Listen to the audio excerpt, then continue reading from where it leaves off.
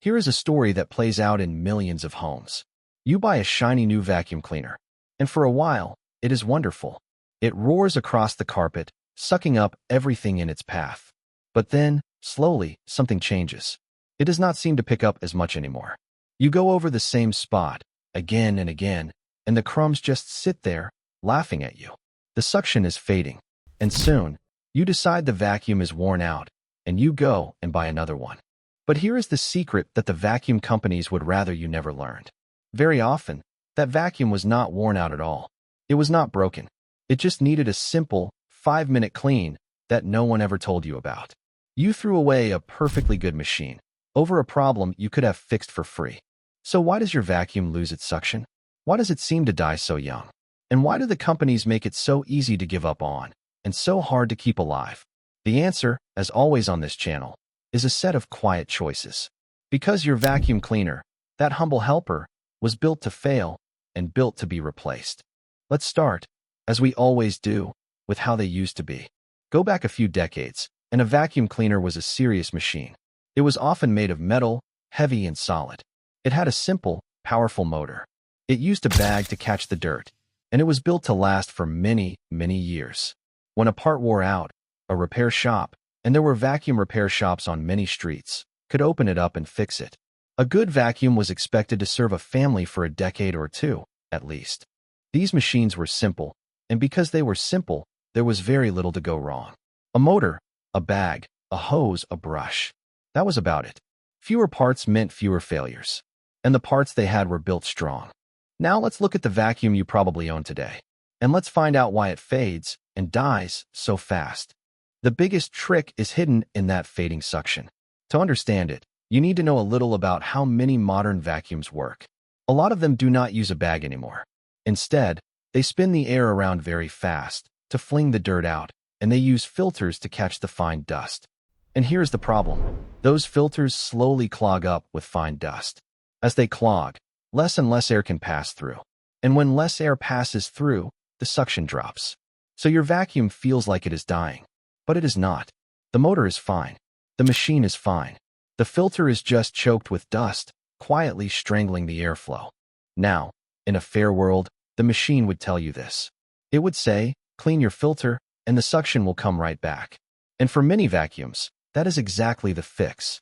You take out the filter, wash it or bang the dust out of it, let it dry, and put it back. And suddenly, the vacuum roars back to life, as strong as the day you bought it.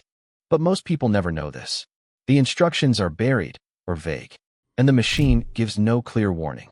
So the owner just feels the suction fade, decides the vacuum is finished, and buys a new one. A perfectly good machine, thrown away, over a dirty filter that a 5-minute clean would have fixed. That is not an accident. A machine that quietly chokes itself and never tells you why is a machine that sells you another vacuum. And the filters bring a second trap with them. Many vacuums are designed so that their filters need to be replaced every so often. And, of course, they must be the special filters made just for that machine. So now you are locked into buying filters again and again for as long as you own the vacuum. It is the razor and blades trick, hiding in your cleaning cupboard. The filters are the blades. The bag vacuums play the very same game, just with bags. If your vacuum uses bags, you have to keep buying them. And they must be the right bags, the special ones for your machine. So every time the bag fills up, you are back at the store, paying for more. The company sells you the machine once, and then sells you bags or filters forever. Then there are the cheap parts, waiting to break. Deep inside many vacuums is a little rubber belt that spins the brush at the bottom. That belt is cheap and thin, and over time it stretches and cracks and finally snaps. When it does, the brush stops spinning and the vacuum stops picking up from carpet. To the owner, the vacuum seems dead. But it is just a snapped belt, a part that costs almost nothing and takes minutes to change, if only you knew. And there is the hair. If you have long hair or a pet, you know the problem. Hair wraps around the spinning brush, tighter and tighter, until it chokes the brush and strains the little bearings it spins on. In a well-made vacuum, you can easily pop out the brush, cut the hair away, and carry on. But in many cheap ones, the brush is sealed in, hard to reach, so the hair builds up, and the strain builds up until something gives. On top of all this, Modern vacuums are often sealed up tight, clipped and glued and screwed shut with odd screws, made hard to open and fix. So even the simple repairs, the belt, the brush, the clog, become a battle. And a machine that is a battle to fix is a machine you are more likely to just throw away. But the newest and nastiest trap of all is in the cordless vacuums. The tall, sleek, stick vacuums that everyone loves now. Because these run on a battery. And you already know where this is going. That battery, like every battery, wears out. After 2 or 3 years, it holds less and less charge. Soon, your fancy cordless vacuum only runs for a few minutes before it dies, not even long enough to clean one room. And the battery is often sealed inside, hard or impossible to change. And a replacement battery, if you can even get one, can cost nearly as much as a whole new vacuum. So, once again, you are pushed to just buy a new machine. The suction was fine. The motor was fine. But the sealed, dying battery killed the whole thing. And the robot vacuums, the little discs that roll around the floor, bring their own tricks. Some of them are tied to apps and company servers and can lose their features or be nagged for subscriptions or even be bricked if the company decides to move on. A robot that cleaned your floor perfectly can be turned dumb or dead from far away. And their spinning brushes and filters and batteries all wear out too, and all must be replaced with the special parts. So step back and look at the whole picture. A filter that clogs and chokes the suction, but never tells you why. Special filters and bags you must buy forever. A cheap belt that snaps. A brush that chokes on hair, sealed where you cannot reach it. A housing screwed shut against repair. And, in the cordless ones, a battery that dies in a couple of years and costs a fortune to replace. Every one of these is a little trap, and every one points you back to the store. So who wins here? The vacuum companies, of course. Instead of selling you one great vacuum that lasts 20 years, they sell you a cheap one that seems to die in 3, and then sell you filters and bags the whole time you own it. Every choked filter, every snapped belt, every dead battery is another sale. A vacuum that quietly gives up and hides the simple fix is a vacuum they can sell you again and again. And who loses? You do. You pay, over and over, for machines that should have lasted for decades, and for endless filters and bags along the way. And the planet loses too. Vacuums are full of plastic and copper and motors and now valuable batteries. And we throw them away by the millions, most of them not broken at all, just choked or snapped or run down in ways we were never taught to fix. And by now, you know this pattern by heart. The clogging filter and the snapping belt are the built-in weak points. The special bags and filters are the consumables trap. The sealed housing is the wall against repair. And the dying battery is the final hook. Different machine, the very same game. Make it choke, hide the fix, and sell you the next one. Let's talk more about that cordless battery, because it is where the newest and biggest money is being made. These stick vacuums are sold as the future. Sleek, light, no cord to trip over. But they hide the oldest trick in the modern playbook. The battery is a wear part, sealed inside, and priced to kill the machine. When it fades, and it always does, you are looking at a bill that can be half the price of the whole vacuum, or more, for a single battery, if you can even find one that fits. Most people, faced with that, just buy a whole new vacuum. So a $200, $300, even $500 machine, with a perfectly good motor, gets thrown away over a battery. It is the phone trick, the tool trick, the earbud trick, now aimed right at your carpet. And here is something that turns a small problem into a real death. Remember the clog and the choked filter? If you keep using a vacuum that is badly clogged, the motor has to work harder and harder to pull air that cannot get through. And a motor working that hard gets hot. Too hot. Over time, that heat can actually burn the motor out and kill it for real. So the very thing that was an easy, free fix, a clog or a dirty filter, can turn into a truly dead vacuum if you ignore it long enough. In a strange way, the machine's hidden weakness can spread. A choked filter you were never told to clean can end up cooking the motor. And then it really is finished. Now think about the filters and bags as a business. A vacuum company does not just want to sell you a machine once. They want to sell you filters and bags forever. So they design their machines to use their own special filters and bags that no other brand will fit. And they price them to make a tidy profit again and again for as long as you own the vacuum. Over the years, you can easily spend more on bags and filters than you spent on the vacuum itself. The machine, once more, was just the hook. The refills are the real catch. And do not miss the marketing lie sitting on top of all this. Some vacuums are proudly sold with the promise that they never lose suction. It sounds like a solution to the very problem we have been describing.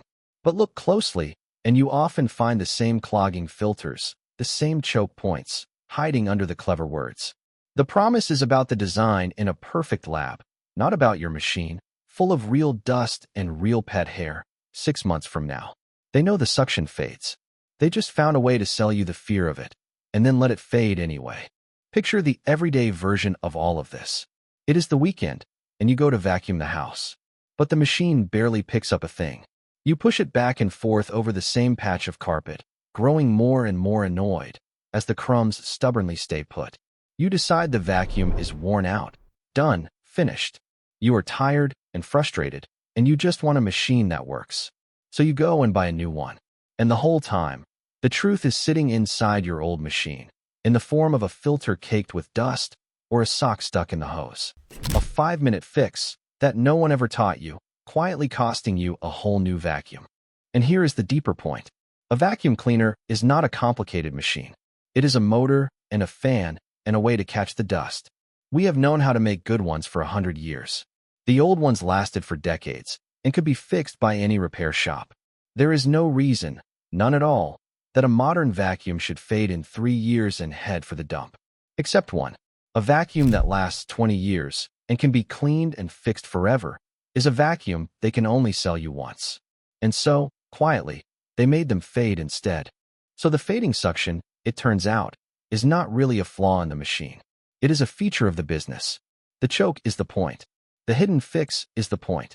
The sealed battery, the special filters, the sealed housing, all of it points the same way, toward you, standing in a store, buying another vacuum you did not really need. Once you see that, the whole thing looks different. That dying vacuum in your cupboard is very often not dying at all. It is just waiting, quietly, for someone to give it the little bit of care it was never meant to receive. So how do you fight back? Here, it is wonderfully easy. First, and this is the big one, clean your filter. Before you ever give up on a vacuum for losing suction, find the filter, take it out, and clean it. Wash it if it can be washed, or knock the dust out of it, and let it dry fully before putting it back. This one simple habit, done every month or two, will keep your vacuum strong for years. It is the single most powerful thing you can do, and almost no one does it. Second, check for clogs, and check the belt. If the suction is weak, look for a blockage in the hose, or the wand, or the head. A stuck sock or a ball of dust can choke the whole machine. And if the brush has stopped spinning, look for a snapped belt, a cheap part you can often replace yourself in minutes. Third, cut the hair off the brush. Every so often, pull the brush out, if you can, and cut away all the tangled hair. It saves the brush and the bearings, and keeps the machine cleaning well. Fourth, when you buy, think about what will last. A simple, corded, bag vacuum, from a sturdy brand, with parts you can get and clean, will very often outlast a fancy, sealed, cordless one. And those tough old vacuums from years past, found secondhand for very little, will often outclean and outlast anything new. If you do buy cordless, look for one where you can actually change the battery yourself. And most of all, remember the trick. When your vacuum loses suction, you now know the truth. It is very often not dying at all.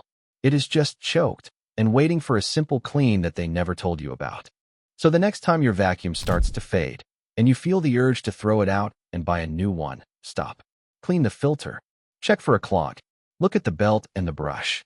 Because more often than not, that machine has years of life left in it, and it only needed 5 minutes of care that the company was very careful never to mention.